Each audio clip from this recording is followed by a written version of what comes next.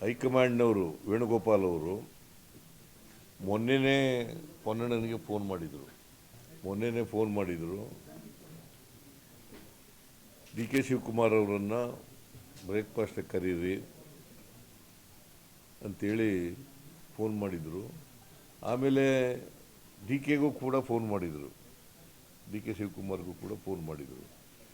As A matter of fact D K Shivakumar ನಮ್ಮನೆಗೆ ಬರ್ರಿ ಊಟಕ್ಕೆ ಅಂತ ಕರೆದರು. ನಮ್ಮನೆಗೆ ಊಟಕ್ಕೆ ಬರ್ರಿ ಅಂತ ಕರೆದರು. ಇಲ್ಲ, ನನಗೆ ಹೇಳಿದ್ದಾರೆ ಮುಂಚಿತವಾಗಿ ಬ್ರೇಕ್ಫಾಸ್ಟಿಗೆ ಕರೀರಿ ಅಂತ, ಅದರಿಂದ ನಾನು ಇಲ್ಲೇ ನಮ್ಮನೇಲೇ ಬ್ರೇಕ್ಫಾಸ್ಟ್ ಮಾಡೋದು ಅಂತ ಆಗಿದೆ. ಇನ್ನೊಂದು ದಿನ ಊಟಕ್ಕೆ ಬರೋಣ ಅಂತ ಹೇಳಿದೆ ನಾನು. ಅಲ್ಲೇನಪ್ಪ,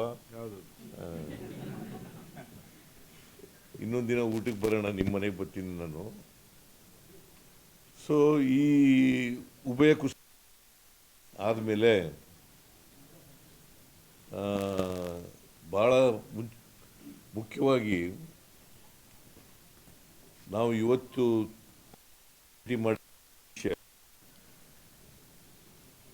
ಅನಗತ್ಯವಾಗಿ ಕೆಲವು ಗೊಂದಲಗಳು ನಿರ್ಮಾಣ ಆಗಿದ್ದಾವೆ. ಇತ್ತೀಚಿನ ತಿಂಗಳಿಂದ ಗೊಂದಲಗಳು ನಿರ್ಮಾಣ ಆಗಿದ್ದಾವೆ.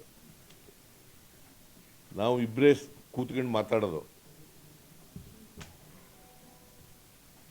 ನಮ್ಮ ಉದ್ದೇಶ 28ರ ಚುನಾವಣೆ ಭಾಳ ಮುಖ್ಯ, ಲೋಕಲ್ ಬಾಡೀಸ್ ಚುನಾವಣೆ ಭಾಳ ಮುಖ್ಯ, ಕಾರ್ಪೊರೇಷನ್ ಚುನಾವಣೆ ಮತ್ತು ತಾಲೂಕು ಪಂಚಾಯತ್, ಜಿಲ್ಲಾ ಪಂಚಾಯತಿ ಚುನಾವಣೆ, ಗ್ರಾಮ ಪಂಚಾಯತ್ ಚುನಾವಣೆ ಇವು ಭಾಳ ಮುಖ್ಯ. ಅದ್ರ ಬಗ್ಗೆನೂ ಕೂಡ ಚರ್ಚೆ ಮಾಡೋದು. 28ರ ಚುನಾವಣೆಯಲ್ಲೂ ಕೂಡ ಕಾಂಗ್ರೆಸ್ಸನ್ನು ಅಧಿಕಾರಕ್ಕೆ ತರಬೇಕು ಅಂತಕ್ಕಂಥದ್ದು ಚರ್ಚೆ ಮಾಡಿದ್ದೇವೆ. ನಾವಿಬ್ಬರು, ಡಿ ಕೆ ಶಿವಕುಮಾರ್ ಅವರು, ನಾನು, ಹೇಗೆ ಅಸೆಂಬ್ಲಿ ಚುನಾವಣೆಯಲ್ಲಿ 2023 ಅಸೆಂಬ್ಲಿ ಚುನಾವಣೆಯಲ್ಲಿ ಕೆಲಸ ಮಾಡೋದು ಒಟ್ಟಿಗೆ, ಅದೇ ರೀತಿಯಲ್ಲಿ ಮುಂದೆನೂ ಕೂಡ ಒಟ್ಟಿಗೆ ಹೋಗ್ತಕ್ಕಂಥದ್ದನ್ನು ತೀರ್ಮಾನ ಮಾಡಿದ್ದೀವಿ. ನಮ್ಮಲ್ಲಿ ಯಾವುದೇ ಡಿಫ್ರೆನ್ಸಸ್ ಇಲ್ಲ. ನನಗೆ ಡಿಫ್ರೆನ್ಸಸ್ ಇಲ್ಲ,